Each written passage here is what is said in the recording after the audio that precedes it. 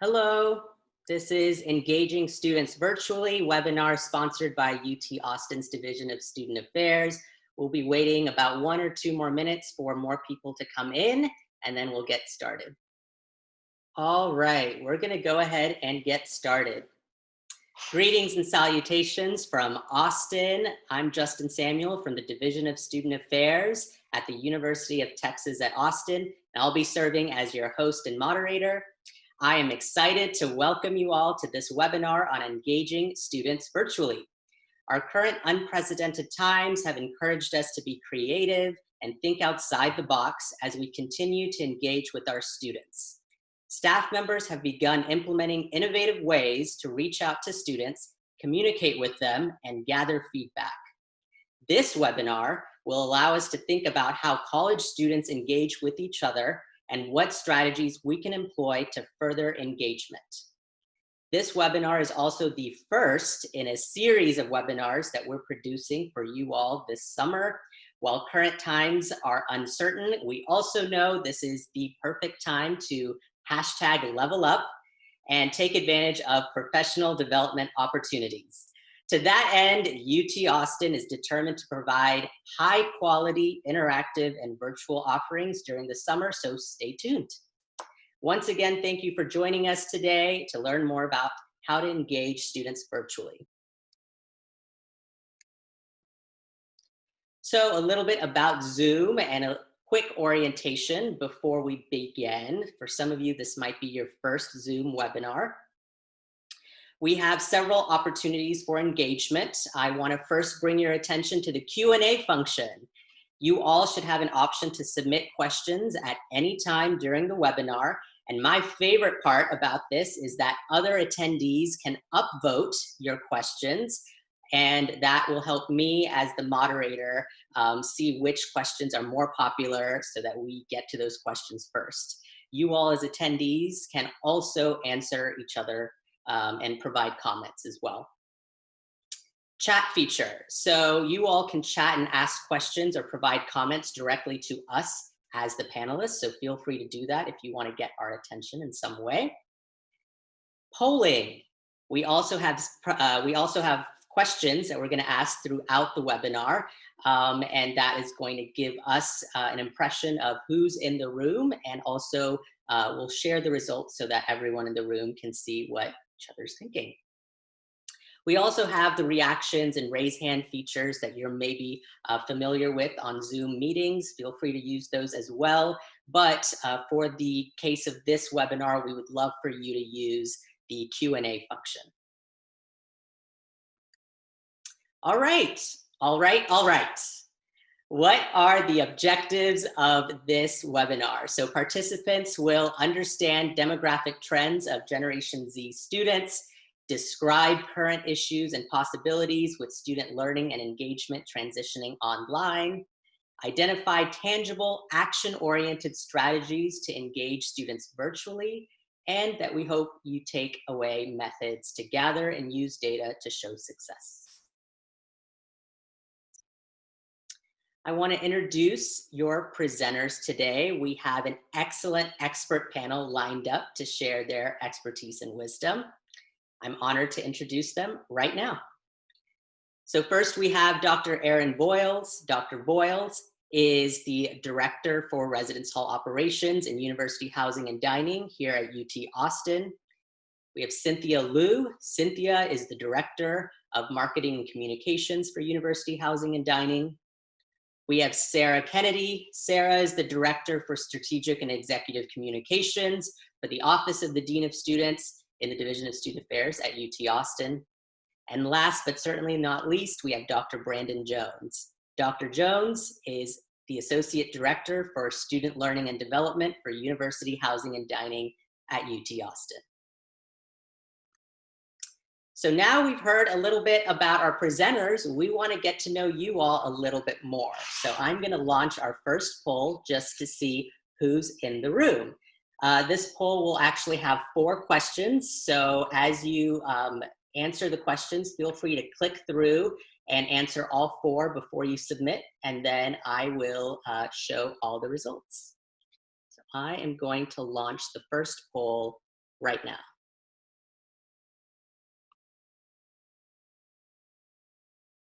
All right, let's end the poll. And I want to share the results with you all.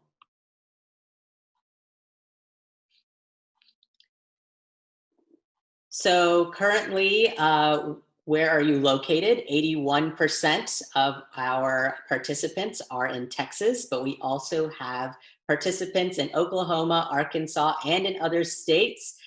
So welcome to all of you. For which best describes your functional area or unit, we have about half of our participants work in housing and residence life, but we also have a lot of folks in student activities, engagement, and leadership. And then a few number of you in health, wellness, and counseling. And then it looks like we have almost all of our functional areas here represented. So we're really pleased to see the diverse array of functional areas that are represented. For which best describes your current affiliated institution, we have about 2/3 of you coming from large public institutions, but we also have folks from small private institutions, small public, large privates, and we have a few of you from community colleges or technical and trade schools. And lastly, what best describes your current situation right now? This is really going to help us as we move into the webinar. It seems like we're all over the place, right? So some of us are recently beginning to think about engaging students virtually. It seems like the biggest share are people who are actively finding ways to engage current students. A quarter of us are focusing now on beginning to think about engaging students virtually for fall semester. And then some of us are also in active stages of planning virtual engagement for fall semester.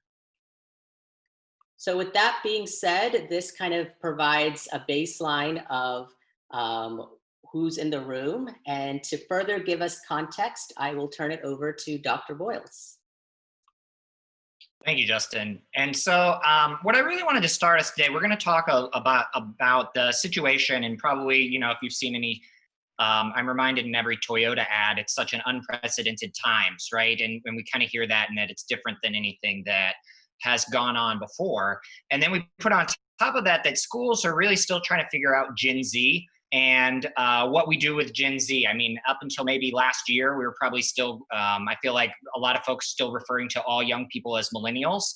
And probably a lot of you in the room, like, we're millennials, we're running the show now. And so we've got Gen Z. And so what I say is, we may think that there's a lot of change, but change is really the calling card of student affairs. Student affairs has always adapted and evolved over time, and we really need to keep that in mind. That is how student affairs has been able to survive through all the different iterations of university, and how we've been able to adapt to what our students' needs are. And so, giving just a couple of examples to provide some context of that, when we look at the history of student affairs and we go back to the model where, you know, faculty kind of did all of the student affairs work, and you've got this kind of traditional dorm mother, right? And student affairs were just caretakers. We're making sure that, you know, students are fed and they're coming in for curfew. And we have massive transformations that undergo in the history of student affairs. The GI Bill introduces a lot of folks to college that previously the university system was not catering to, was not making accessible. And student affairs evolved in so many different ways to be able to support students who had different needs than those who had traditionally been privileged to go to the university. And then the information age, and looking at it, what the possibilities of extended campuses were. We evolved to that. We evolved to what our ability to support students through a variety of different means when they were on campus, when they were off campus, they were traditional or non-traditional age, first-gen programs, and different things like that. And so I say all of this to say that while we may think we're in something new, that really is what student affairs is about. And the university is really relying on us to be able to adapt with what our students are doing. So Cynthia is going to talk a little bit more about our current student population, and then I'll come back to talk a little bit more about some of the realities that COVID is giving. Cynthia? Thanks, Dr. Voyles. So our student population is always evolving. So I'm going to talk a few minutes about the demographics of Generation Z. Gen Z refers to those born from 1997 to 2010 following the millennials, which means the oldest Gen Z are now graduating from college and the youngest are still 8 years away from going to college. So these students are very different than those just 5 years ago. I'm lucky because I have a son that's a recent college graduate, so I have that direct personal Gen Z interaction, but I still spend a small part of every day educating myself to stay relevant and to adapt to our student population, particularly in this time when technology moves so rapidly. Technology plays a central and natural role in Gen Z lives. They are true digital natives. They have little or no memory of the world as it existed before smartphones. The average Gen Zer got their first smartphone just before their 12th birthday, and 95% of 13 to 17-year-olds have access to a smartphone. Keep in mind, Gen Z takes digital for granted, so claiming the use of cutting-edge technology may generate a laugh rather than engagement. A couple other things to know about Gen Z is they are fiscally conservative and they're moving towards adulthood with liberal attitudes and an openness to social emerging trends.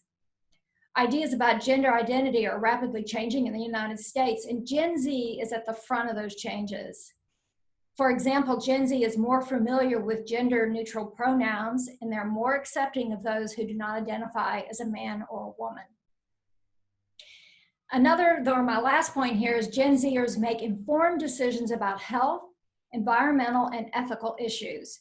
They use digital devices to spread social and environmental messages, which is impacting all aspects of society.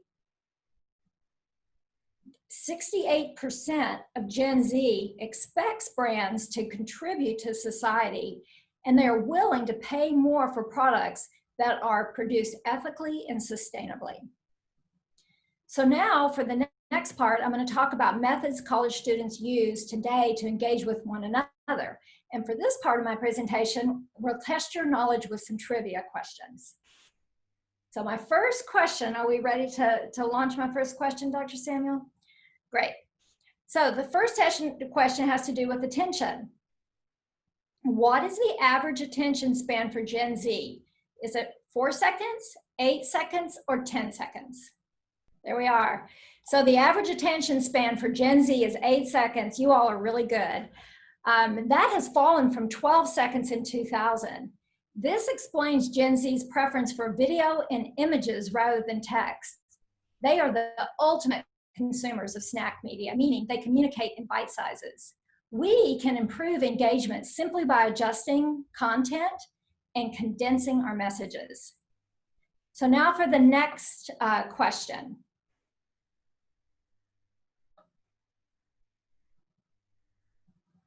Do I launch it just, or do you? There we go, thank you.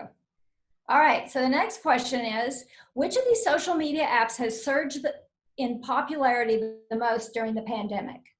Is it Instagram, TikTok, or Snapchat? Wow.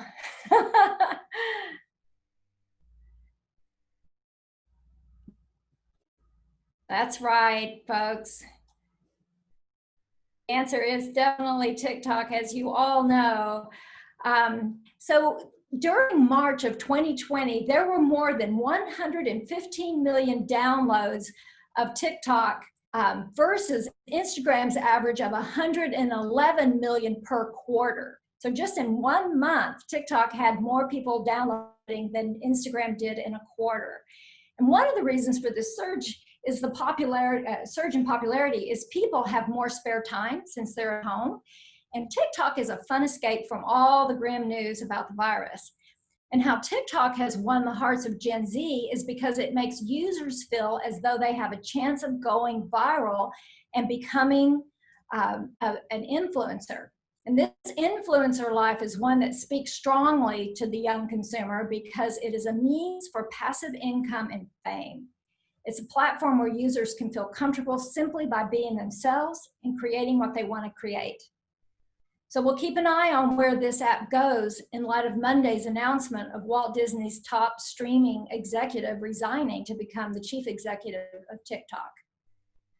Other platforms that are favorite online destinations among Gen Z are YouTube, Instagram, and Snapchat. And one of the things that all these platforms have in common is video. Video content is one of the most engaging forms of content, and Gen Z streams an average of 23 hours of video each week. Short form videos like Instagram stories and long form content on YouTube are the future of social media. This shows the need for us to leverage video. So as you think about this, what are some ways that your teams can engage students using video? Okay, next poll question.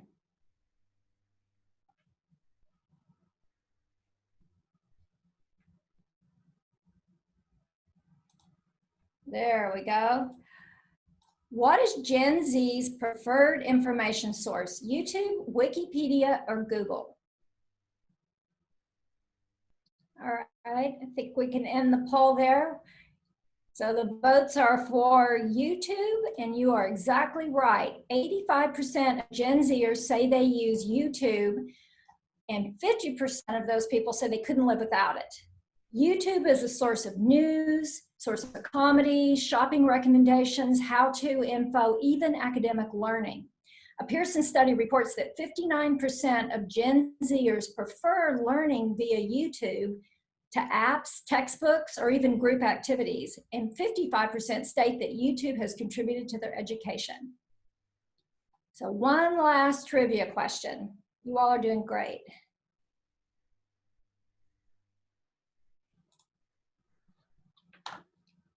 The last question is, what percent of their free time does Gen Z spend online? And we're talking about their free time. There we go. Right. So the answer you guys gave was 74%, which is correct. And that is just free time. So think about now they're using additional time, they're spending their academic time online. And so they're online almost constantly.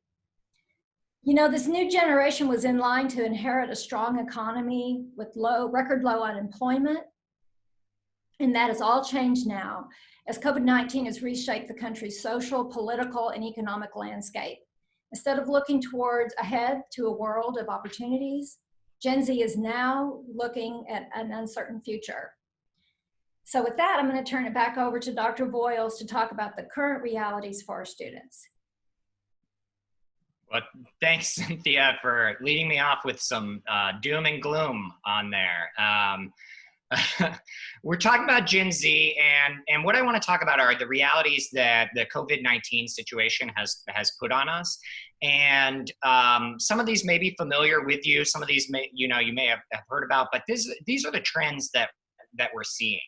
And one of the top trends is that students are being perceived by their institutions as having more time for different engagement activities or classroom work. And, there's a lot of reasons for that, right? They are not commuting, they're not managing clubs, they don't have to go to these things. So of course they're gonna have some time. But as y'all may know, just because you're working from home doesn't necessarily mean your schedule got lighter, right? You're managing a lot of different things that you maybe weren't managing before. You've got a home environment that you're maybe not used to. For a lot of students, even if they lived with family beforehand, they haven't lived with family since they've been a college student. And so keeping in mind that our idea that we need to just keep throwing more and more and more engagement opportunities at students is capable of creating an overwhelming feeling for them. I think we sometimes like to create them because it's like, look, we created something. We're still doing work here. Don't forget about us. We're still engaging the students, but really thinking about how that's being received by the students. The other thing is Zoom, and Zoom is all encompassing now. And I think, it's important to know that we actually don't really know how Zoom impacts learning. Zoom as a platform is not an educational platform. It's created for corporations and businesses to use for meetings. And you can't really imagine a classroom setting, right, where your student is pressing the speed up button to their professor, right? It's been adapted to this, and of course Zoom is trying to take that out, but we don't really know what it means for student learning. What we have seen, and perhaps you've seen in the Chronicle or Inside Higher Ed talking about this and this phenomenon of being zoomed out, is that Zoom is showing to require all of the work and the stress of an in-person interaction, but without the intrinsic rewards that we get from interacting. Even now, and I say something funny and clever, I can't hear any of y'all laugh or really even see y'all right now, and so I'm not getting any sort of sense of feedback or reward necessarily in the same way. Because of this, Zoom and synchronous learning may not recreate what we're doing in person. It may not be particularly effective. Schools really rushed to launch a lot of stuff on to Zoom, which, it makes sense. It was a platform that was available. We can kind of re-engage it that way. But the research that's coming out is showing that, project-based learning, individual coaching, and other things that are more centered on the student themselves help create a better environment than something that is going to be facilitator centered. A couple of other of the things that we may be seeing are a rise in student issues that's unaccounted for. Students may not feel as safe or have as many opportunities to report a Title IX incident or a suicidal ideation, for example. We may see domestic violence that schools haven't had to consider in the same way before. We know that on a whole, domestic violence has been on a rise since the COVID-19 situation. We don't necessarily know how that's impacting, but it is something that we're maybe less equipped to support students in when they are away. And there are students who may be experiencing poor living conditions or familial situations. Those may or may not have met a university's criteria for emergency, or that university or school might not have had the ability to have that student stay with there. And so some of those situations may be going unchecked. All of these different things lead to students have expressed in the polls that have come out that they want to come back to school, and they're comparing their current experience with what their expected experience are. And we normally think of that as like the FOMO kind of idea here, but it's also significant lack of socialization, and it's also financial concerns. And so we also need to be really mindful when we're planning programs that disappointment is going to be a primary expected emotion from students. Even if we think the program is great because we were able to launch something, students are still comparing that to what they were expecting to happen, what they had as their college experience in their mind. And you've seen this in a lot of maybe op-eds from your student newspapers or around. It's like, the university's not lowering tuition, or the university's not giving us this funding back. And the universities are saying, yeah, well, we're spending this to get the infrastructure up, to provide these different things. We still need to do that. And the students are really saying, we don't care. Our experience isn't what we thought it was going to be. And the last point on the student realities is that students that we have on campus are isolated. A lot of the students who have been approved to stay on campuses, it's because, they don't have a network that they could stay with somewhere else. And then we're not providing them many services, and the numbers are low. And so keeping in mind that we can't assume that just because students are on campus that their experience is significantly different. They're still facing the challenges that all of our students are facing in terms of being in a new virtual environment. Now, as we talk about student affairs professionals, and Justin, if you'll get us to the, thank you, sir. When we look at COVID-19, some of our realities in terms of engagement are that our key motivators have been removed. And maybe we don't like to, speak too loudly about these as key motivators, but food, convenience, and, your friends are going are key motivators to getting students to programming and engagement opportunities. And in fact, convenience of location and food are two things that show up on our survey at UT about our students and what they like living on campus for the past 20 years running, right? And so these are motivators that we don't really have anymore. And so we just have to note that we need to rely on different things to get students engaged. And that leads us to the fact that the reason those are our motivators is because content delivery on campus is outdated, and it's unmatched for how students really engage in the world now. Students have content come to them in almost all aspects of their life. But in most models that we have, they have to come to our content, right? It's a one place, one time type program, or maybe they can stop by something else that's static. It's a bulletin board, it's something like that. But does our instructional design allow us to pivot? And in that, our knowledge of delivery methods for online community development is pretty low. Student affairs as a whole, our research bed maybe, you could argue is somewhat thin. We have a lot of folks who are, primarily practitioners, right? So you maybe don't have as much opportunity to really, test that out, get your IRB approval, go, publish it. And so what that means is we don't necessarily have a body of research on what is successful or not successful. And that really includes online community development and student engagement, because the pedagogy around those for student affairs is pretty new. A couple of other realities for student affairs professionals, of course, funding. Budgets may be cut as a result of, refunds in certain areas or just for shortfalls. You had students move out early. Did you give back part of the money? Do we need to cover something? But you're still trying to create a program. Is student engagement considered a critical pathway for the university? Can it be done with no funds? Do we need to put funds there?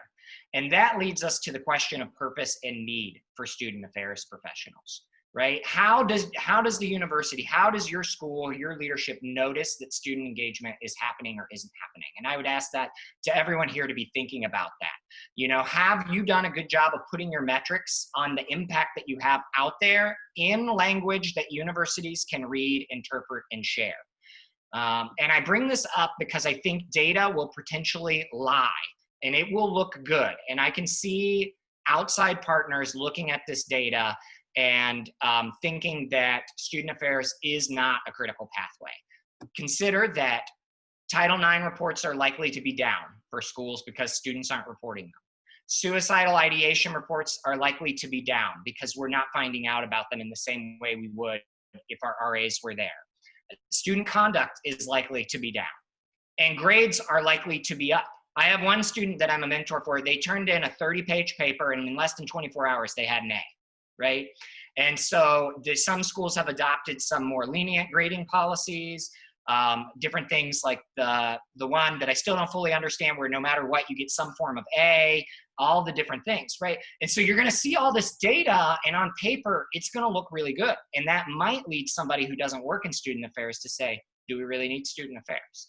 And so how are you putting our students' learning out there for your school? It's going to be really, really critical.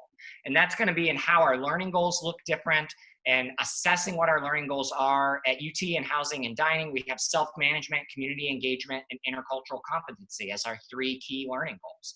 Well, what do those tools look like differently in the virtual campus world than in a physical campus world, right? So a roommate disagreement we might spend a lot of time on a physical campus. But if we're off campus, we might think about working on school when you've got your family around.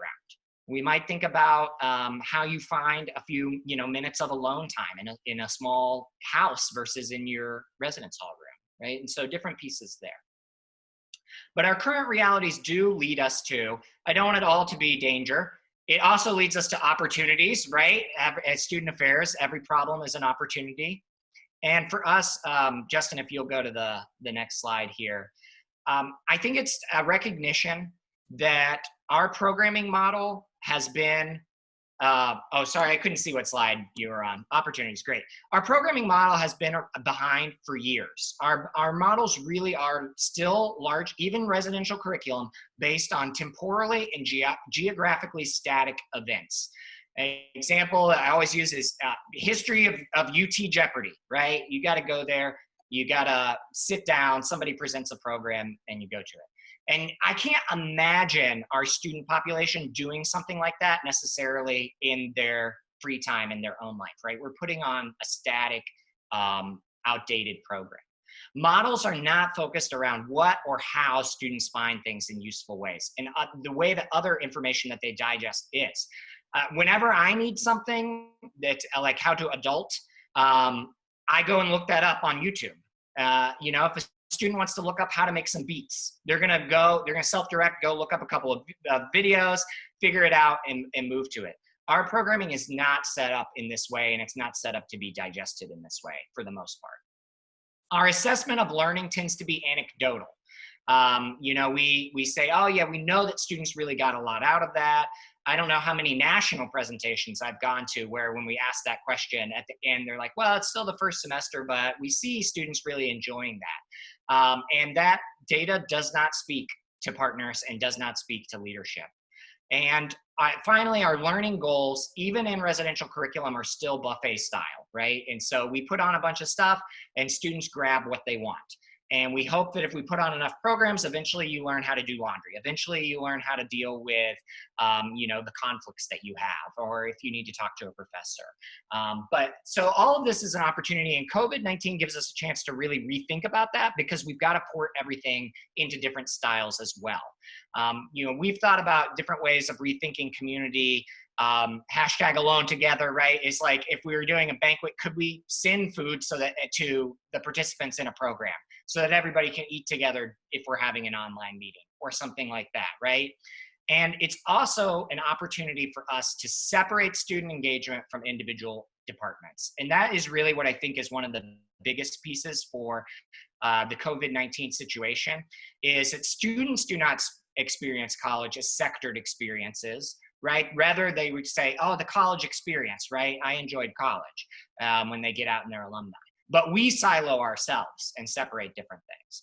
And COVID-19 really reveals that our jobs can be in danger if we don't expand past what our unit does. For instance, I'm the director of residence hall operations. What does that mean if we have no residence halls we're operating right now? Right? And so I'm mindful of that. And a lot of what Brandon and Sara are going to talk about is how we're expanding our notion of what we're providing for students and how we're providing it across units so that we can create a student experience that is truly holistic. And the last piece that I'll say on our realities is just that it gives us the opportunity for more meaningful assessment. We've been relying on old school assessment methods of either, you know, I had that conversation with a student and I know I made a difference, totally anecdotal, or we had 300 people come to this program. We feel great about that. We don't know if they learned anything, but 300 people were there. And online provides us with more opportunities to individually track how students are engaging with material, what resources they're using or not using individually, and then how we want to respond to those situations. And so that is really to set the stage for Dr. Jones and Sara to talk about what we're trying to launch and how we can look at engaging students in the context of these realities. Thank you, Dr. Voyles, for you and Cynthia in giving us this context. As an interval to this webinar, we are going to ask this question, and then we'll move into Sara and Dr. Jones talking about strategies. So the question is, of the following, what concerns you the most about engaging students virtually? I would imagine that many of these are concerns, but out of them, what concerns you the most? Is it limited attention spans? Pressure to be tech savvy? Students' varied access levels to technology and internet? Lack of traditional motivators and incentives? A need to assess or provide evidence of student learning and engagement? And competing with other demands on students' time, such as students having to care for family or having to work a second job. So we have answers all over, which is good in that we're thinking about multiple things, as well as different students have different concerns, right? And different professionals have different concerns. So it seems like it looks actually pretty neck and neck for number 1 and number 2 in terms of this poll. We have 35 votes for lack of traditional motivators and incentives. So that concerns you the most for 35 of you. And for 34 of you, it's competing with other demands on students' time. So with that being said, we are going to move into responding to students' wants and needs. So I'm going to bring in Sara Kennedy and Dr. Brandon Jones.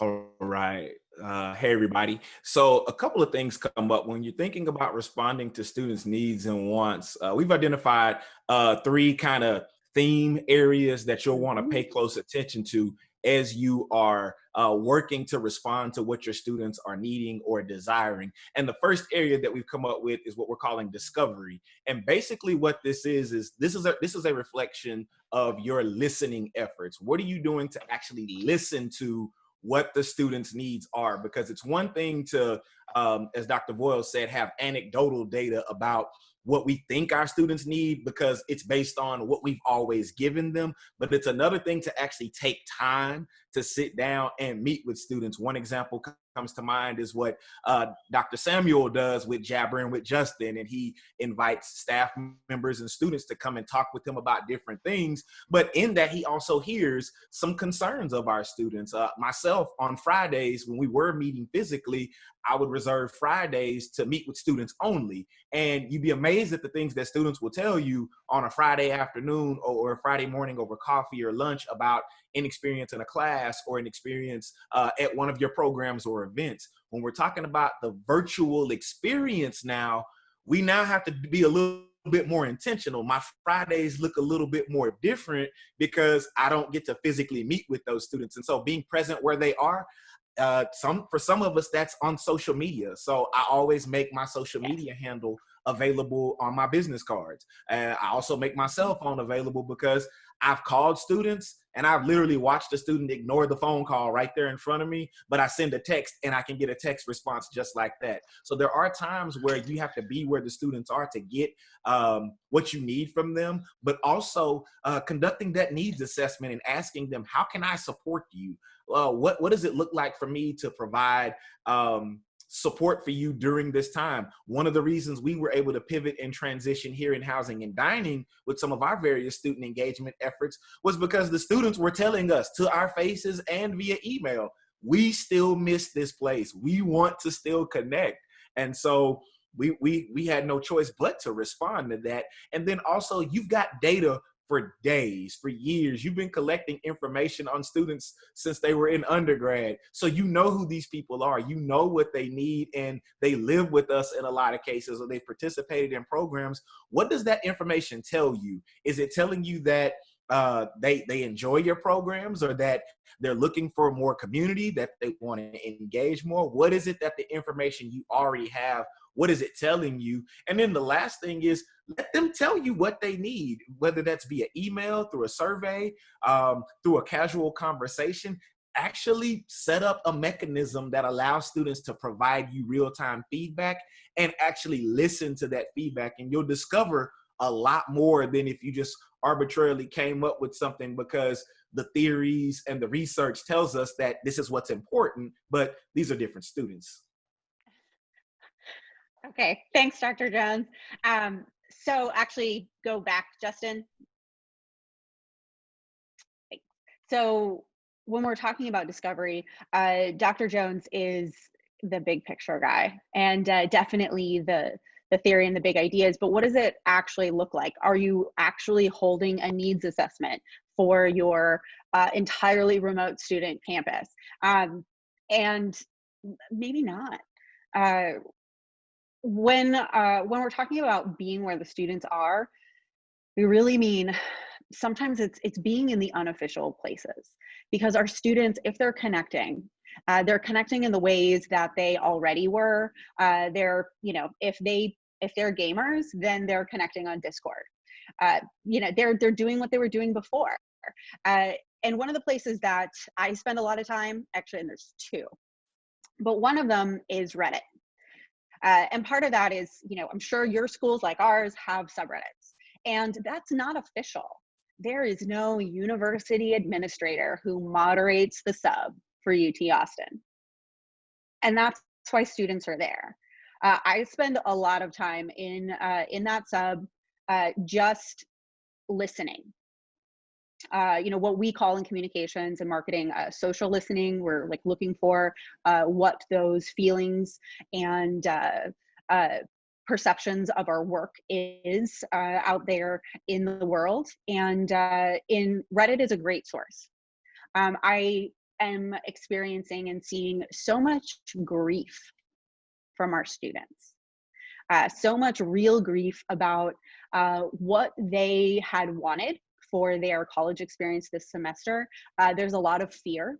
And some of that is based on this idea that these years on campus are the bedrock for their whole future. And if they don't get it right in college, then they are doomed and they'll never be successful. And there's so much fear out there that this was a whole semester where they were going to find a club, but it was all online. And, how do I do that?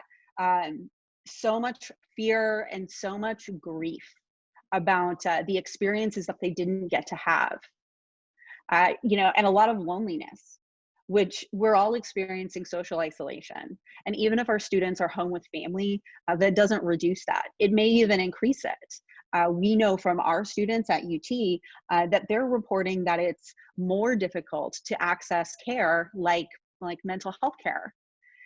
And it shouldn't be, because those resources are totally available through telemedicine.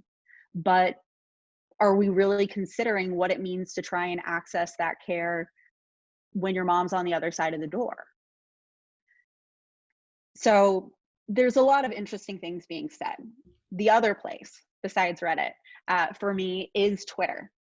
And Cynthia's completely on the money about the places where our Gen Z students like to be. But the reality is that they're also everywhere. They're on Facebook because everyone is on Facebook. Apparently, you get an account when you're born. It's just something that's going to happen. They may not spend a ton of time there, but they have it. And they all have Twitter. And Twitter is a place for information, news, and customer service. And what's really useful there is looking for the tweets where they aren't tagging you. What are they saying about your program where they haven't tagged you directly, where there is no hashtag? So sometimes it's looking up the name of your program, or maybe even just the name of your school, and seeing what students are saying that are included there. And sure, you're going to get random stuff as well, but I've found it incredibly useful and a great way to find actually really positive feedback that I wish they would have tagged us in, so I would have known. But also when it didn't work.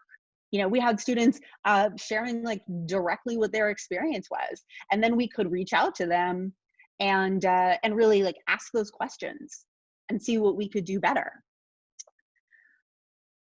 And the big thing for both of these is that what they really take is time to just be present and be in those spaces so that you can actually collect that data that students are sharing publicly.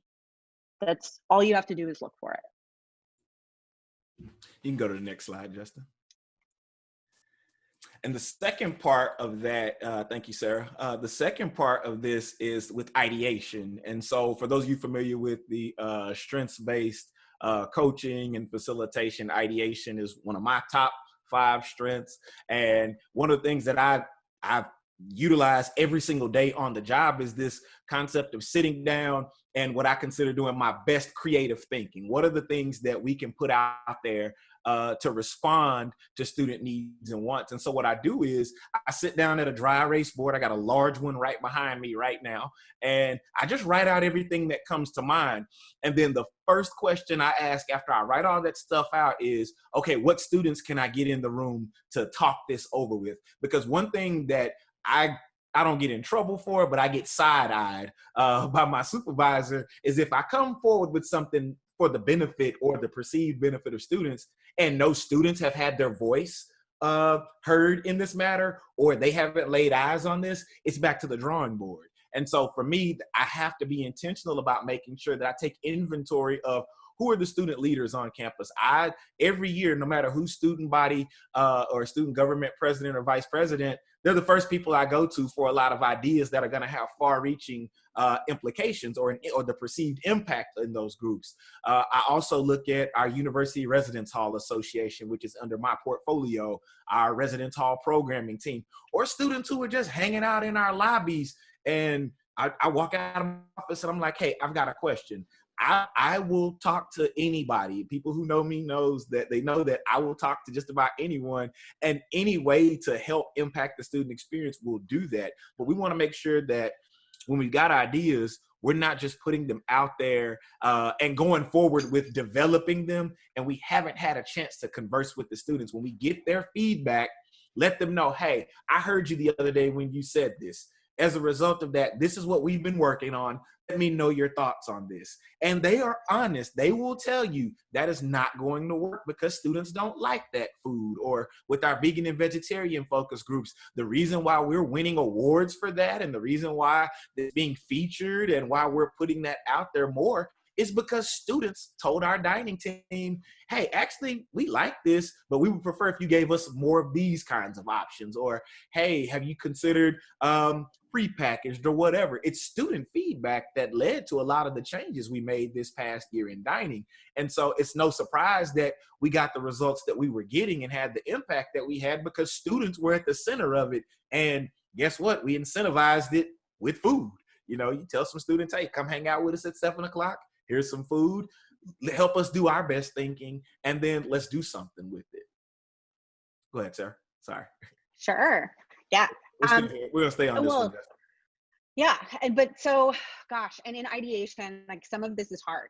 And it's hard because when you have a new idea or a concept or something that you want to try, it's a little risky to put it out there, especially to students, especially to students who are going to have strong opinions, and students who are also if they give feedback, and even if it is helpful feedback, but it's not something you can do, they're not going to be happy, and they'll say, oh, you didn't listen to me, even if their feedback was heard and considered and used for the policy or program or procedure. If it's not exactly what they asked for, they're going to be disappointed. So some of that is really like checking in, but we like to ask our student leaders, but some of the valuable pieces are actually just asking. Students want to be individually asked. They all want to be able to know that their personal opinion is valuable, and if we're not asking, then the assumption is that we're not asking anyone. And so sometimes it's just keep your DMs open and give them some of the ideas about it. Like, hey, we were going to try X, or what did you think about that video we put up? Lame? Not terrible? What do you want to see? And give them the option to give you that feedback. Tell them you've heard them. But when you're actually trying to take an inventory about what's going on, you also can take an inventory about what data is also available to you, especially about students. When we're reaching out to our partners and our student leaders, we're not really just reaching out for their opinions. Here at UT, our student government actually surveyed students and actually still has a survey open about their perception of the university's response to COVID-19. They are still taking responses. I think they have over 500 now. It wasn't emailed out, and that might be a good thing because our students are also sick of surveys. But they are still collecting and compiling data and sharing that directly with university leadership to make the voices of our students heard, so that their real experience, regardless of our intention, our planning, or what our deliverables look like, can shift what we're doing now to be ready for summer and fall. And then the last part is implementation. And basically this is do something. This is the you always want to be caught in a position of responding and not reacting. And the best way to do that is to make sure that you've gotten feedback and suggestions along the way. We never want to be in a position of reacting to something. We're putting this initiative together because we're reacting, or we're putting this program out there in response, or we're reacting to an incident that happened. If we're working together with our campus partners and collaborating and also talking and speaking with our students, then we'll be in a position of responding. The second thing is give it a look and feel. I was a graphic design major in undergrad, and so Cynthia can tell you I bombard her team with marketing requests because I want everything to have a polished look and feel that reflects the students that we're serving. We've gotten some great responses from some of the graphic treatments that Cynthia's team has produced for us this past year, because I asked the students and I asked staff and I said, hey, if we changed it to this, what would you all think? And people give their suggestions and their ideas, and I've appreciated the work that's come from that. And so I'm notorious for giving something a look, a brand, or some kind of feel, because that's, for me, I think that sends the message that, oh, they really care about this. And so they were so much so they committed a whole graphic treatment to this effort.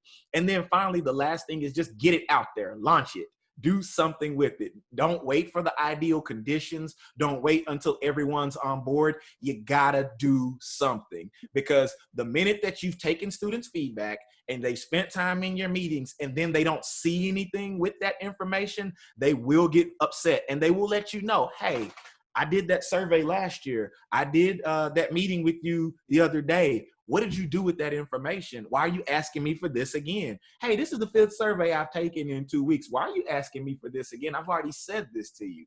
You got to do something with what you have and be okay with what I call the learning moments, not necessarily mistakes, because again, I'm in charge of student learning and development. So for me, things that don't work are learning opportunities. And so I'm the crazy one in the meeting when other people are like, yeah, that was a failure. I'm the one that was like, no, that's just a way to not do that. And so let's try it again, only this time let's do it this way. If we went left, let's go right next time. And so this area is all about the do something and be okay with making mistakes. In the curriculum, in the residential curriculum world, we call this launching at 40, right?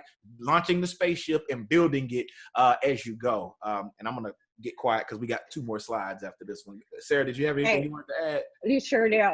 So there's also like putting the timeout on that, because for us at a large public institution, we can't launch anything that hasn't gone through all the levels of the bureaucracy, right?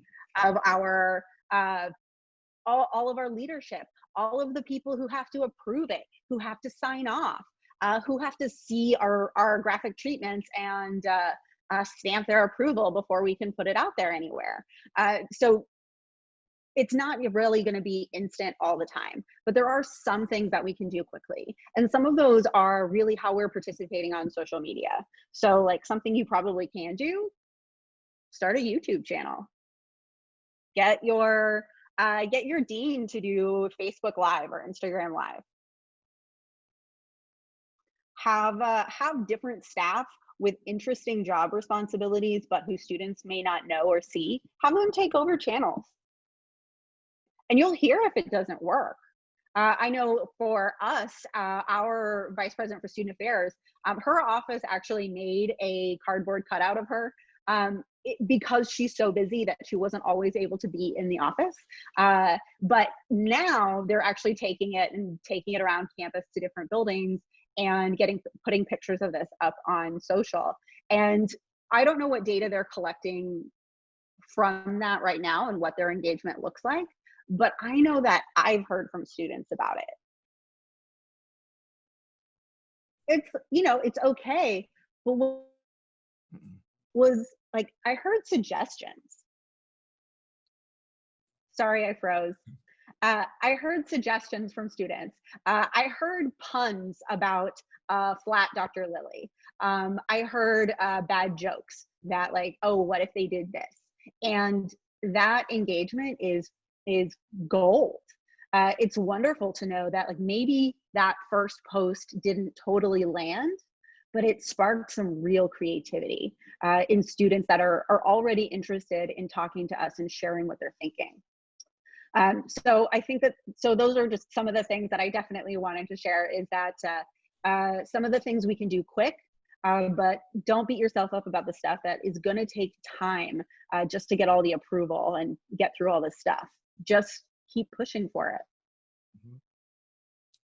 And then actual strategies, just real quickly, you want to have an actual clear goal, and then also being able to see who's doing the work already on campus. Like, there's no need to reinvent the wheel or create something out of nowhere when you don't have to. If there's somebody already doing this work, find ways to partner with them, especially if you all are within the same division. It makes sense to contact the people. If you're trying to create a leadership program, see who's already doing the leadership work, especially if you're on a campus that has an office committed to student leadership and development.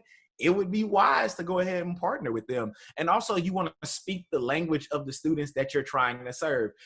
Earlier today, my staff and I were meeting about a rubric that we're working on, and one of the questions I had was, hey, why aren't we using Bloom's taxonomy words here? And they said, because RAs are going to be the ones reading this, not professional staff. And if you complicate it with Bloom's taxonomy, they're just going to tune out. And I went, genius, keep it moving.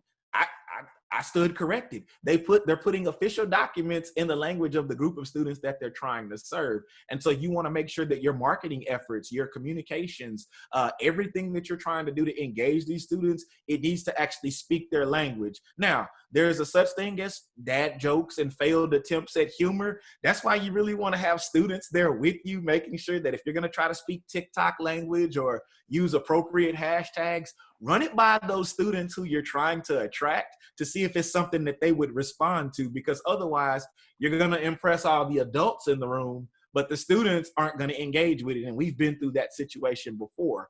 And then lastly, incentivize where you can. Now, right now, because we're in a virtual space, t-shirts may not work. Water bottles may not work, but e-gift cards will. Or for those of you who have the means and resources to do so, helping students get earlier registration times as an incentive for something.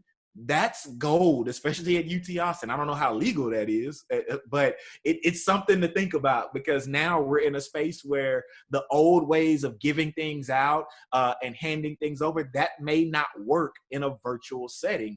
But an Amazon gift card for your books, for those of us at UT, a gift card to the co-op, that you can give that out through a link.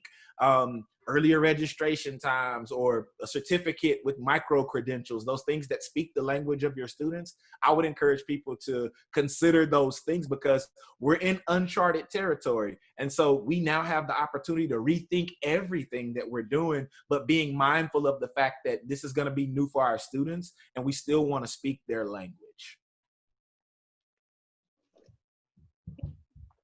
All right. Okay. So some of these Dr. Jones is going to speak to directly, but I also wanted to touch on that finding allies and who's already doing the work is how Dr. Jones and I ended up on the same project together, because we were both doing different work and research around virtual community hubs, and it only makes sense to get together and do the work to make it easier instead of in silos. So our big project is Longhorn Connection, and we're doing something similar to what a lot of schools are also doing, creating a point and source for content related to how our students can engage with each other, how they can connect with their student organizations, how they can take care of themselves, and how they can find virtual events and virtual opportunities. Part of it is nobody wants to go look at the calendar right now, because if you do, you're just going to see all the stuff that was canceled. And then when folks across campus started creating virtual events, they didn't necessarily end up on the calendar at all. So we're putting something new together to only have virtual events, because even if students are here in the fall, they're probably not going to be able to all get together, and definitely not in the ways that they did before. because it's not going to be safe.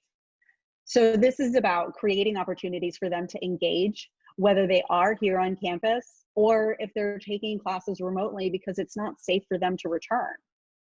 And some of the things that we're specifically including are asynchronous activities.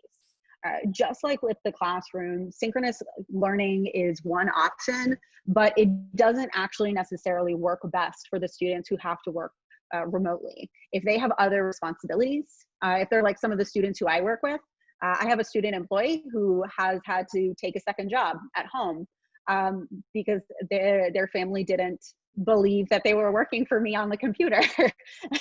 And so their time became very complicated. So we have to think about that for all of our students, how likely that could be that their lives at home don't look anything like they did here. So we've created specific activities, some of the ones our colleagues at Emory have done, including a way for them to share their quarantine playlists. And we're also working on building a community mural so that students can share visual pieces they've created, everything from like things they drew on their phone. It could be a short video, it could be text, but really with community standards about positive, encouraging messaging for each other. And then putting it all behind their institutional ID, so that when they're in those activities that they could participate in alone at any time, it's only other students that are in that space with them. They're not sharing it with like the whole wide world. So we're making something that's for them. We're making content that they can use, but we're trying to create ways that they can also connect without having to actually be in the room with anyone. Because we know that loneliness is a real thing for our students, and even more so right now. All right, and just real quick, Sara just explained what we're doing with Longhorn Connection. Just real quick, a couple of other things. One, like Bulls in the Cloud, my friend Dr. David Hibbler is doing that project at the University of South Florida. Basically what they've done is they transitioned months ago a lot of their curriculum and their programming to Canvas early in the semester, not because they saw this virus coming, but because that was their way of engaging with their students. And so what they did was they created in Canvas, all their residence halls are a section of a course called called Bulls in the Cloud. And that's how their RAs are engaging with their residents. That's how they maintained engagement this whole time. Theirs is more academic-y than what we're doing here, but they've created a community within a community, and they thought that, okay, students weren't going to engage. Actually, they maintained a very high level of engagement, almost more so than when students were on campus, because loneliness and isolation was kicking in.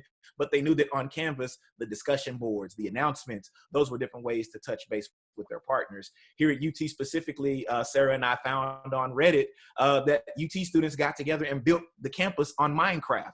If you know anything about Minecraft or have children like mine who get on YouTube to watch other people play a game that they themselves are capable of playing, Minecraft is huge. And these students got together and they have virtually built the Speedway, is where it started. Then they went around building the residence halls, an administration building. I think they're working on the tower.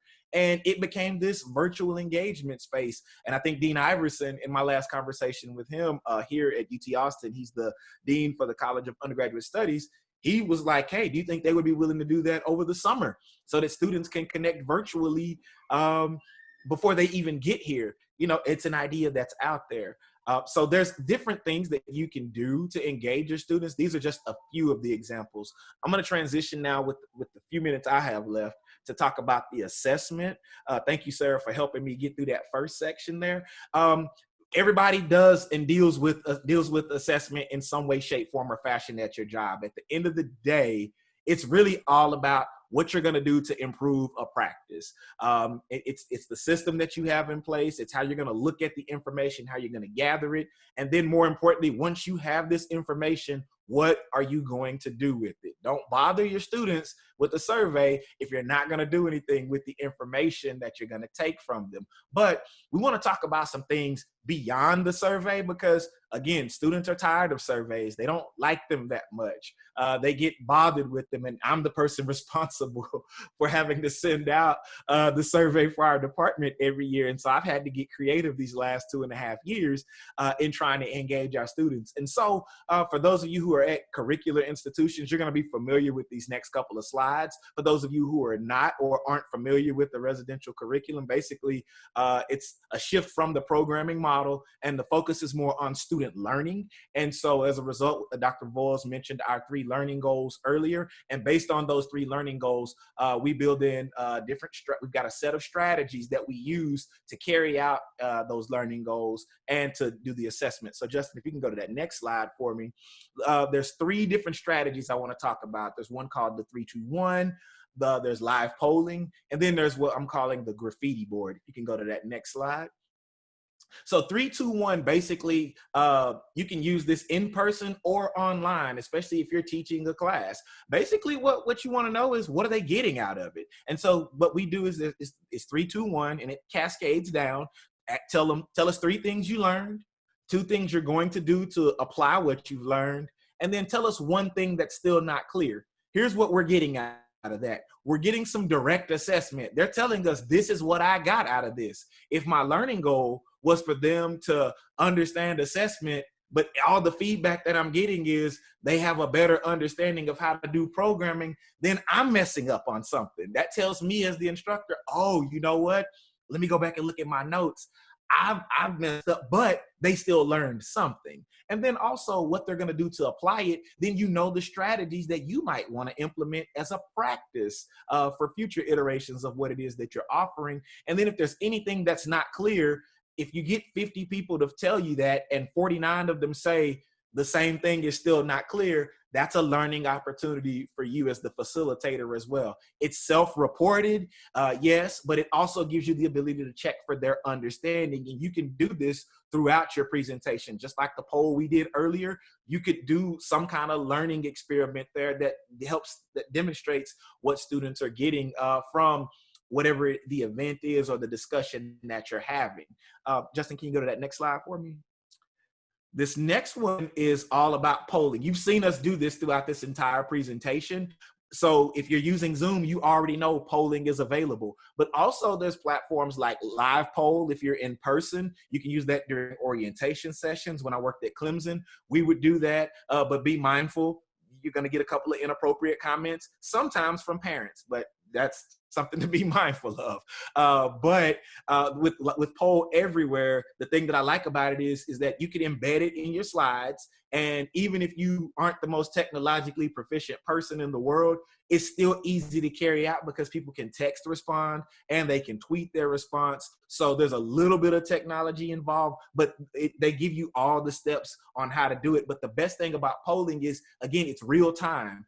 And at the end, you have that data with you so that the next time you do that presentation, the next time you facilitate that activity, the next time you engage with this group of students, you can make the adjustments that you need to make. One thing that we like to do with the poll is to just check in and basically throw a question out there based on something we were just talking about. And that tells us, can we move forward in the conversation? Do we need to go back? And it's really good because it helps you get feedback on decision-making as well. And you can live stream with this.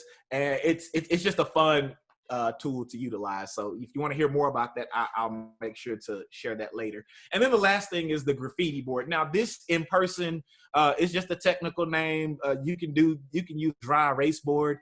You can be in a meeting right now and ask students when they come in, when they log into your session, what are they hoping to get out of the session? And you can go to your board and write it down. You can use apps like Bayboard, the digital whiteboard feature in Google. There's also whiteboard features in different apps where students can you can ask them whatever you want. You can elicit responses to find out what they want to know, what they want to get out of this conversation, find out how they're feeling. And there's themes that will emerge when you're putting these things on a board. And again, you can use this to have them demonstrate what they're learning. Because again, here, we're under we utilize a curricular approach. So we're always trying to figure out what they're learning and making sure that the goals that we're espousing, we're able to map it. And so if the students are telling us, hey, you're actually teaching us this, then we might need to modify a few things. We might need to make some changes. But again, if we're assessing that learning, if we're assessing that engagement, these are just some quick ways to go about doing that. And so if you want to hear more, our contact information will be available, but I want to leave some time for questions for all of us. And so I'll stop there, Justin. All right, thank you, Dr. Jones, for rounding out the webinar, the content part of the webinar. Before we get into questions and answers, I wanted to let you know that I'll be sending out a very quick, less than 5 minutes program evaluation tomorrow morning. So if you all could submit that, your responses will be anonymous, but will be incredibly important as we design future offerings. And on that note of future offerings, we are excited to provide a teaser for some of the things that are in the works for the Division of Student Affairs. We look forward to providing an upcoming webinar on developing and finalizing plans for fall reopening. We talked about engaging students virtually, and so we want to offer how to engage staff virtually as well.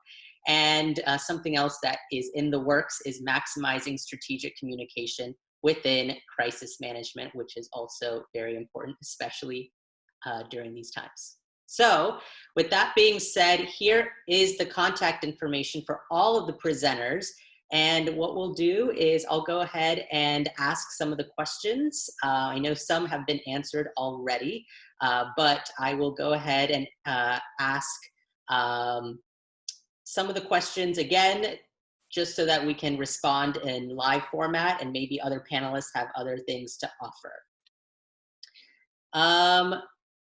So one question that was in the Q&A was, during the pandemic, do you think that Gen Z will be Zoomed out after school Zoom, information Zoom, and Zoom engagement? I know Cynthia put something in there, but other panelists, do you have anything else that you'd like to add about being Zoomed out?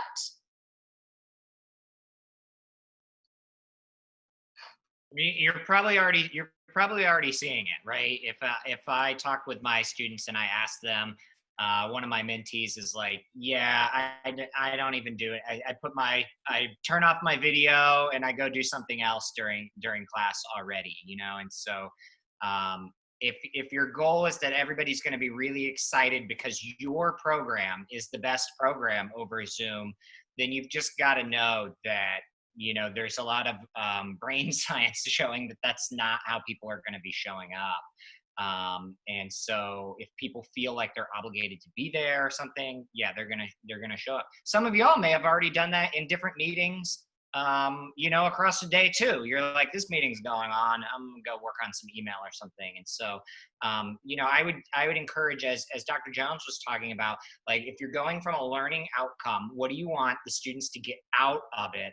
And then design a program that does that. Don't necessarily design the program that you already had in person and then just port it online, because what the program is doesn't matter. The outcome is what matters.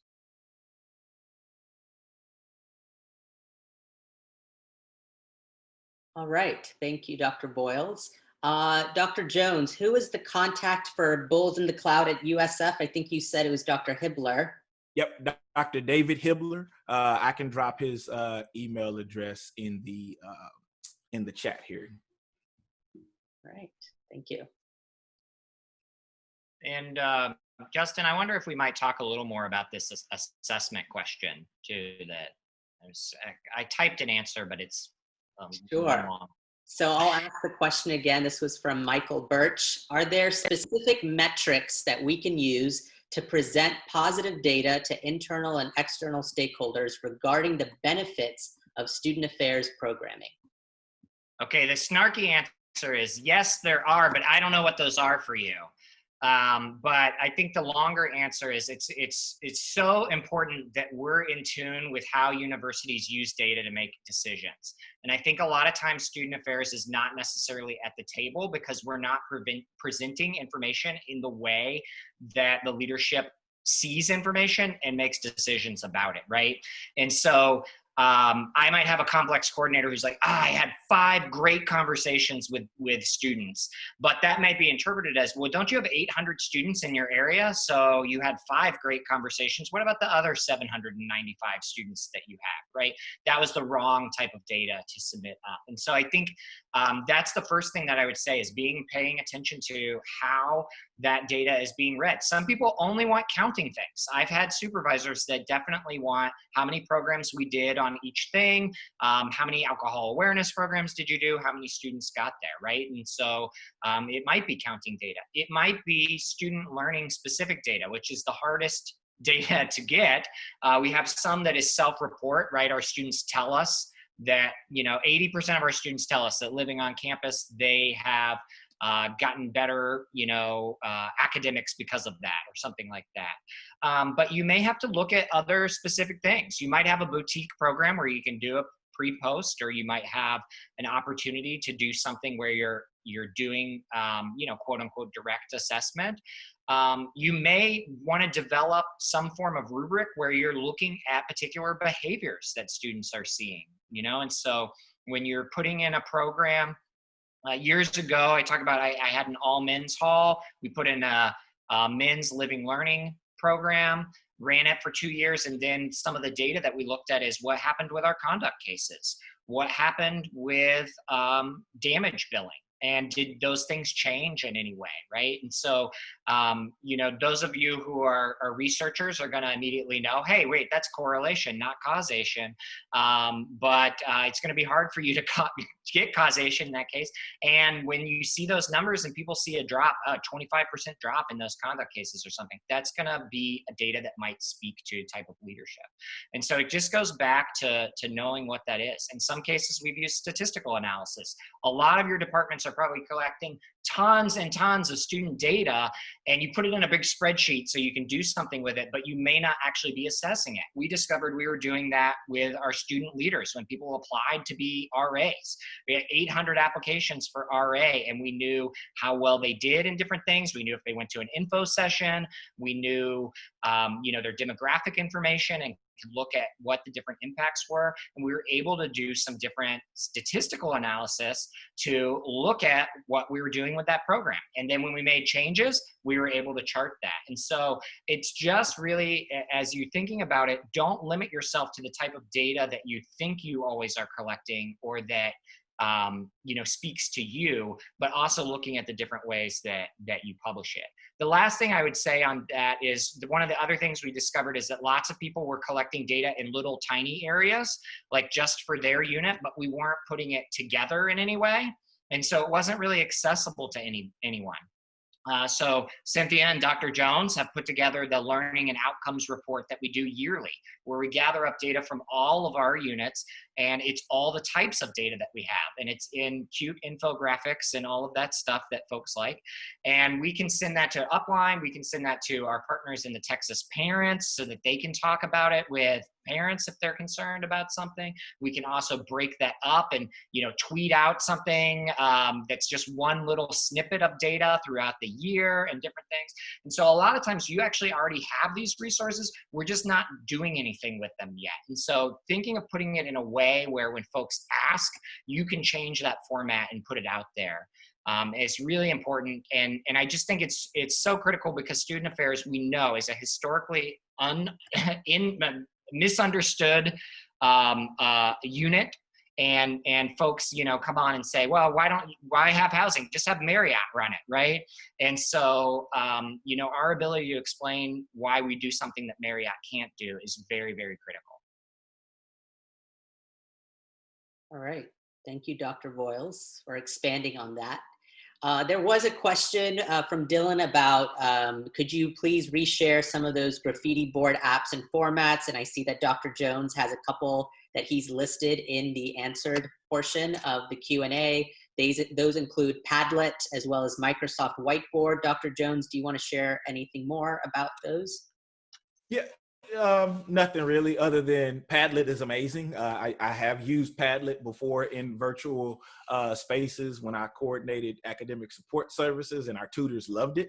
So I definitely recommend that. Bayboard is a good one. And then Microsoft, if you're at a school that is a Microsoft institution where you can use Teams, the Microsoft Whiteboard is a great tool as well. And you can definitely coordinate things, especially with the word cloud of no pun intended, apps. That's definitely something that I would suggest. But those are the big three right there. All right, sounds good. Well, it doesn't look like we have any more open questions right now, but we'll maybe spend another 10 or so seconds just to see if there's any other questions. If not, we will wrap things up. In the meantime, yes, thank you, Dr. Voyles, from Michael. In the meantime, panelists, are there any kind of last words or remarks that you want to make for the participants?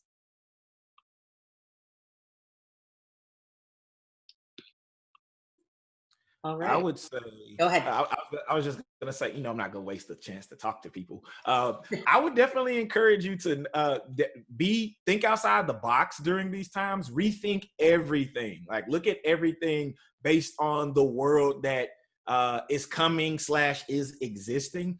Don't be afraid to look at something you've been doing historically in a new way. Just because it's the way you've always done it doesn't necessarily mean that that's the way that's going to be most effective moving forward. Don't be afraid to make changes to things. Signature events, signature courses, signature opportunities that you're historically known for. You may not be able to do them at all, or you may need to modify them. Be okay with that, and just recognize that the students always appreciate the fact that you're modifying what you're doing based on the world that they're navigating. They really do appreciate that, because that means we're actually listening to them and paying attention to their experiences. So that's the parting word that I would put out there, Dr. Samuel. All right, thank you, Dr. Jones. I think that is a great place to end today. Thank you to all the panelists, first and foremost, for your wise words and your expertise. I think that I at least learned a lot. And to the participants, thank you so much for joining us today on this inaugural webinar. Thank you for your questions and your engagement and all the polls. We hope that you were able to learn something as well. And until next time, we hope you have a wonderful start to your summer and end to the school year. Thank you again from all of us here at the Division of Student Affairs at the University of Texas at Austin. Hook 'em horns.